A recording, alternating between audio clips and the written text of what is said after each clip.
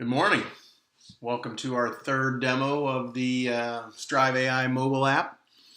We're very close to deploying this sucker, just days or hours away, to be honest. So what I wanted to do was walk you through some of the changes and basically give you the last look before we go ahead and get it into test flight. So where do I start? So, basically looking at the feed page, it really hasn't changed too much other than that we have on the top right now, we have a notification icon with a number of unread notifications here.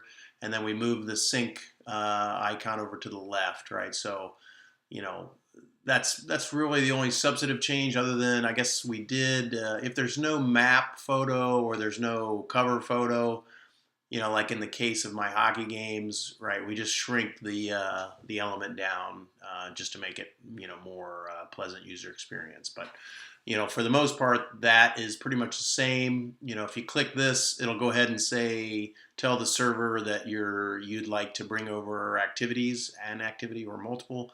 And this guy right here, it will show you all the notifications when you click it. We don't have that turned on right now just because that's a principal thing we're waiting on is we have to put the app in the app store and sign it with a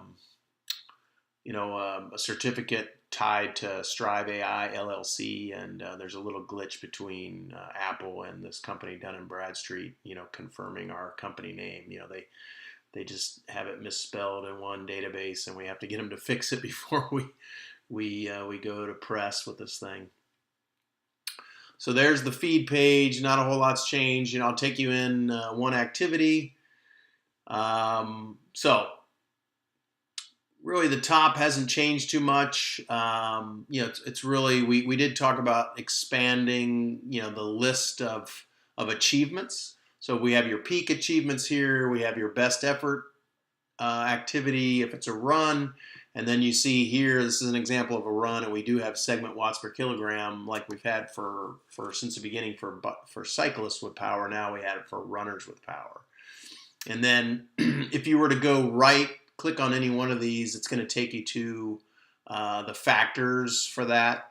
So in this case, run power 20, we added that. And you can go to your factors for your best efforts, or in this case, if you go to a segment, it's just taking you over to that segment, right? So you can drill into each of these things a little bit. It just sort of depends on what you're clicking on to what drill in it does, right? For both peaks and best efforts, it goes to factors.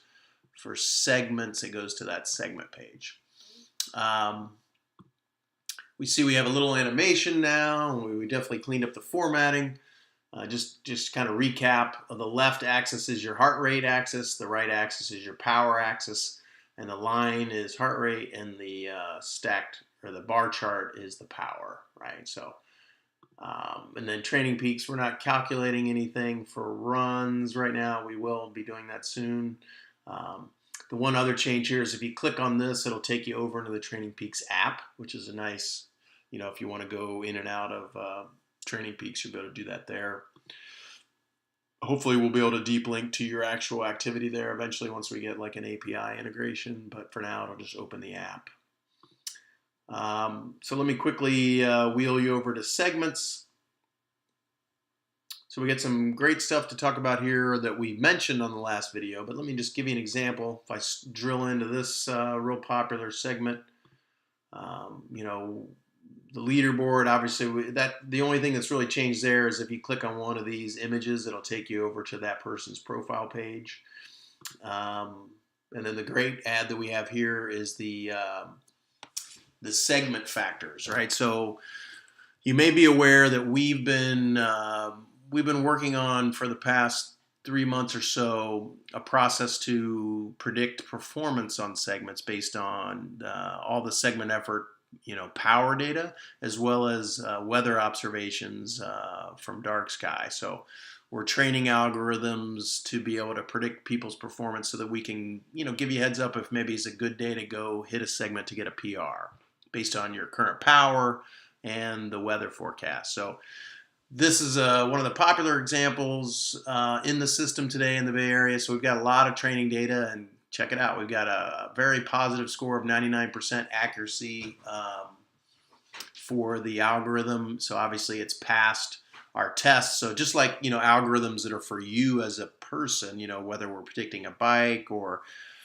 doing other things, trying to identify anomalies in your power or your heart rate. Those are algorithms that are trained for you, and then these are algorithms trained for the segments. So if they passed, that means they'll be used, in the system to help predict performance. If they don't pass, then we're probably not going to predict performance because it may not be accurate, right? So interesting stuff. So let's just walk it through here. Obviously, typically the two biggest factors for segment performance are your power and your weight, right? So the more power and the less weight gives you higher watts per kilogram, gives you a faster performance. That's true for segments that are uphill.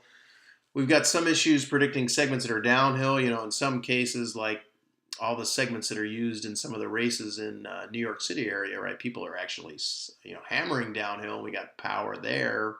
A lot of times people aren't hammering and they're just coasting downhill, right? So the downhill segments are a little more elusive in terms of accuracy, but we're working on some ways to fix that. So then from there, you start to see some of the weather data, right? So we gather two weather observations from every segment effort. One is at the start of the segment, and one is at the end of the segment, right? In case the segment's a little longer or it changes directions, right? That helps. So in this case, the end wind bearing is negative for, we have to use, it's complicated, but for machine learning to represent a bearing direction, you have to kind of do sine and cosine of that bearing as two separate variables to kind of get a sense of it. So the wind bearing at the end is having a negative impact while the start wind speed is having a positive impact, right? And the start wind bearing doesn't appear to make a difference, right? There's probably enough information off the end wind bearing since it's, generally in the same direction. If the end was right over here, it might actually be different, right? And then the temperature, the higher the temperature, it seems like it's a little more positive. So there you have it. So this is pretty exciting. This is the foundation for what's going to be our segment performance prediction. The idea is you'll get a notification for that. And, we'll probably also put a way for you to just go into the app on your starred segments and say, hey, what's the probability that I could PR? Essentially, if we give you over 80% probability, we're probably going to go ahead and message you and say, hey, there's a chance. Why don't you go hit it hard today? So that's very exciting. If you have a segment that doesn't have enough data or can't accurately forecast it, then that shows up as not passing the test, and so again, it's just common sense. So we just make sure we're only going to predict what we know we can predict. Here's the peaks page. So essentially this has not changed much other than we animate now and we're using better labels, but it works the same basically. So in my case, for 20-minute power, for me, I'm really just jogging right now with my dog, kind of enjoying the outside, great weather in the Bay Area, not going hard. But then when I play ice hockey this time of year, pushing hard. So, that's a positive and this is a negative. Other than that, pretty common sense. And you can either swipe to the left or you can just tap down here. And this gets you between, heart rate, bike power, and run power. So, all right, so let me just hit a few of the last little bits, right? So we had to have an about page, right? I mean, everybody does. And, just give you a chance to be able to see what version of Strive AI you're running. We obviously have to abide by the relationship with Strava. So this is, powered by Strava. We have the same kind of thing with Dark Sky, right? You got to, indicate that you're using their technology in your app, which obviously we are. And then Training Peaks, great platform that we're hoping to do much more with down the road. But, right now we're basically using their training stress score, normalized power, intensity factor. We're calculating that for you so you can see it, and then we use it in some of the algorithms as well. Thinking about doing some more stuff with that, so stay tuned for more information there. Athlete Learn, you may or may not have seen this on the website. Essentially, this is showing you each of the algorithms that's trained for you and whether they've passed or failed. So a check means they passed, the X means they failed. For me, for some reason, I think it's a change in the way Strava started working, where they calculate suffer score anytime you have a heart rate monitor on now, as opposed to what they used to do. So the something is a little bit ginked up there, where I'm not hitting 90% anymore. I'm hitting 89, right? So I'll figure out what's going on there. That was just one of our first algorithms, just testing regressions, but it's not really turned on for anybody other than the employees. So, and then the two classifiers, they're working fine. One thing, if you click on it, you can see very technical mumbo jumbo machine learning quality test. So for those of you who are into machine learning and know about this stuff, right? For classifier, it's accuracy, precision, and recall, and then cross validation and what the standard deviation was on the cross val.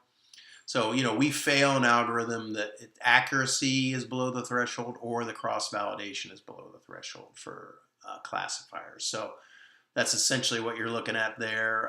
It just gives you a sense to see, how is the algorithm being trained for me. In the case of the bike, I noticed something odd for me using the system when I rented a bike in Colorado when I was there for Leadville and the Training Peaks event. That threw my system off quite a bit for about 2 weeks. So I think what we're going to add is in the settings in the mobile app, give you the ability to say which bikes you want to actually predict for. So you're not maybe training off every bike that's in the system and every activity, but just ones that you pick. And I think that'll clean that up to where it's not going to try and predict if you were on a bike at a health club, or if you were on a rental bike, right? That you'd have to ride it a lot more times for it to really know what it's doing, right? If you just have one or two samples, it can't accurately do it, right? So. Okay, moving right along, the find athletes. The only change we did there is now it's using your geography in addition to your watts per kilogram. So this is just for cycling. Now that we have a little more support for running with power, we'll add that in there as well. So you'll just have a little button down here. It says, I want to find for bike power, or I want to find for running power. And just like I mentioned earlier, these links, if you click on them, it's a deep link into Strava. So we've got deep links into Strava profiles, Strava activities, and Strava segments, depending on where you are in the app. And you just click on the image and that'll take you over to it. And then some of our graphs. So these are your peak thresholds. It doesn't look very good when it's like this, but if you rotate the hardware, the one cool thing is we do have the app aware and smart enough to know when you've turned the device, so it takes up a different view for the chart. Let me rotate that back, so you can index through each of your peak thresholds. In this case, it's bike power. In this case, run power. And then we put a little PR image on the places where you set a PR.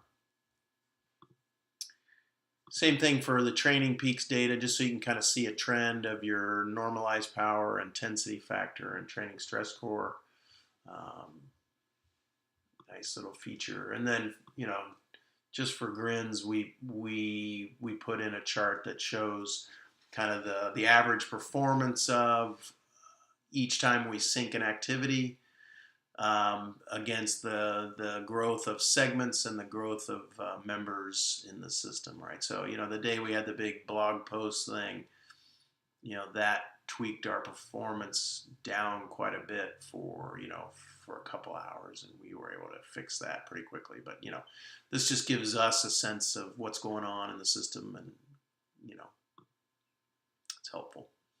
And then the only other thing, I'm not going to demo it, but if we just added one little feature and decided to keep the profile page there so that you could log out, log back in if you wanted to change who your identity was, so on and so forth. I'm not going to demo it, but if you click log out, I guess I'll just show you that. It takes you over to that, and then Yeah, so it's no longer logged in, and you'd have to log in. If I press log in, it takes you over to Strava, where this is the experience you'd have when you first sign up and authorize. You just log in to Strava and then press that. So I'm not going to demo it because it would keystroke my username and password, which I don't want to do. At any rate, we're really close. So, like I said, the only thing we're waiting on is to be able to sign the application to get it to get the notifications from the server to be able to land in the right spot. We're already asking for permission to do notifications and capturing the device ID and things like that. So we're ready to roll with it. Now we just need to have certificates so we can sign and do it appropriately. So we're talking days away from getting this out. So if you want to be a beta tester of the mobile app, shoot me an email at mike.wood@strive.ai, and I'll add your email to the list. We got a bunch of people who are interested right now, but this is probably the last video we'll do before it gets put out on test flight. So thanks for listening. Take care.